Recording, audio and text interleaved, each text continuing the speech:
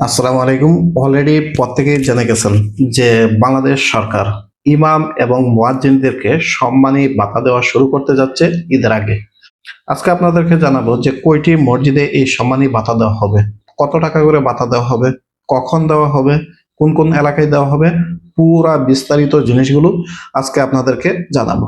তো প্রথমে আসেন যে সরকারের পাইলট প্রকল্প যেটা নিয়েছে সেটার আনুষ্ঠানিক যাত্রা শুরু করতে যাচ্ছে ঈদের আগে। ইমাম, মুয়াজ্জিম এবং মসজিদের হাদেম এই তিনজনকে দিয়ে সাধারণত চালু করতে যাচ্ছে। তো প্রথমে আসে যে প্রত্যেকটা ইউনিয়নে, বাংলাদেশের যতটি ইউনিয়ন আছে প্রত্যেকটা ইউনিয়নে একটি করে মসজিদ দিয়ে তারা শুরু করতে যাচ্ছে। এই পাইলট প্রকল্পটা চলবে প্রায় 4 বছর পর্যন্ত। 4 বছরে প্রায় 4 লক্ষ মসজিদকে একত্রিত করবে বা 4 লক্ষ মসজিদে এই বাধা কার্যক্রম চালু করবে। অর্থাৎ 4 বছরের মধ্যে কিছু কিছু মসজিদ অ্যাড করতে করতে, ইমাম এবং মুয়াজ্জিনদের সংখ্যা অ্যাড করতে করতে প্রায় 4 লক্ষ মসজিদে এই প্রকল্পটা বাস্তবায়ন করবে, বা এক কথায় বলা যায় যে প্রত্যেকটা মসজিদেই বাস্তবায়ন করবে। তো শুরুতে যেটা করতে যাচ্ছে সেটা হলো যে তারা ঈদের আগে শুরু করতে যাচ্ছে আনুষ্ঠানিকভাবে। ঈদের আগে তারা দিতে যাচ্ছে প্রায় 4,908টি মসজিদে। সারা বাংলাদেশের প্রত্যেকটা ইউনিয়নে একটি করে দিবে এবং পৌরসভা যেটি আছে সেখানে মিলে দিলে পুরা টোটালি প্রায় 4,908টি মসজিদে তারা প্রদান করবে। এখন আসেন যে বাকি যে ধর্মগুলো আছে, যেমন বুদ্ধ, খ্রিস্টান, হিন্দু, তাদেরকেও কিন্তু এই আওতায় আনা হবে।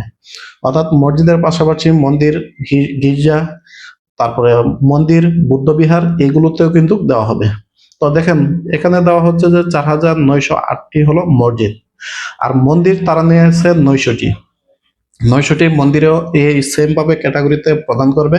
তারপরে বুদ্ধ বিহারের যেগুলো আছে সেগুলো 72টি বুদ্ধ বিহারে প্রদান করবে, এবং গির্জা যেটি আছে সেটি হলো 198টি গির্জাতে তারা এই ভাতা কার্যক্রম চালু করবে। তো মোটা দাগে বলা যায় একটি বিশাল বড় পাইলট প্রকল্প। এখন আসেন ঈদের আগে যে ভাতা কার্যক্রম শুরু করতে যাচ্ছে, মোটামুটি কোন স্কেলে দিতে যাচ্ছে, মুয়াজ্জিন প্রতি, ইমাম প্রতি কত টাকা করে দিবে সেই জিনিসটা এখন আপনাদেরকে বলে দিচ্ছি। প্রতিটি ইউনিয়নে একটি করে মসজিদে দেওয়া হবে এই পাইলট প্রকল্পের প্রাথমিক যে কার্যক্রম সেখান থেকে। প্রত্যেকটা মসজিদে 3জনকে দেওয়া হবে। একজন হলো ইমাম সাহেব বা খতিব সাহেব। 2 নম্বর জিনিস তিনি হলো মুয়াজ্জিন সাহেব। 3 নম্বরে যেটি সেটি হলো একজন মসজিদের হাদেম। তো প্রথমে আসেন যিনি ইমাম সাহেব বা খতিব সাহেব, তাকে দেওয়া হবে 5,000 টাকা করে প্রতি মাসে সম্মানী, এবং মুয়াজ্জিন যিনি আছেন উনাকে দেওয়া হবে 3,000 টাকা করে সম্মানী, এবং হাদেম সাহেব যিনি আছেন তাকে দেওয়া হবে 2,000 টাকা করে প্রতি মাসে সম্মানী। অর্থাৎ টোটালি একটা মসজিদের জন্য তারা 10,000 টাকা বরাদ্দ রাখছে। 10,000 টাকা দেওয়া হবে 3জনকে, একজন খতিব বা ইমাম সাহেব, 2 নম্বর হলো মুয়াজ্জিন সাহেব, 3 নম্বর হলো হাদেম সাহেব। এই 3জনকে প্রতি মাসে 10,000 টাকা করে দিবে আপাতত 4,908টি মসজিদে। এবং ঈদের জন্য তারা প্রত্যেকটা মসজিদে 3,000 টাকা করে ভাতা দিবে, এবং প্রত্যেক জনের জন্য 1,000 টাকা করে দেওয়া হবে। অর্থাৎ খতিব সাহেবের জন্য 1,000 টাকা, মুয়াজ্জিনের জন্য 1,000 টাকা এবং হাদেম সাহেবের জন্য 1,000 টাকা। মোটামুটি বলা যায় এই দাগে স্কেলে তারা এই পাইলট প্রকল্পটা শুরু করতে যাচ্ছে। অর্থাৎ ইমাম সাহেব পাবেন 5,000 টাকা, মুয়াজ্জিন সাহেব পাবেন 3,000 টাকা এবং খতিব সাহেব পাবেন 2,000 টাকা।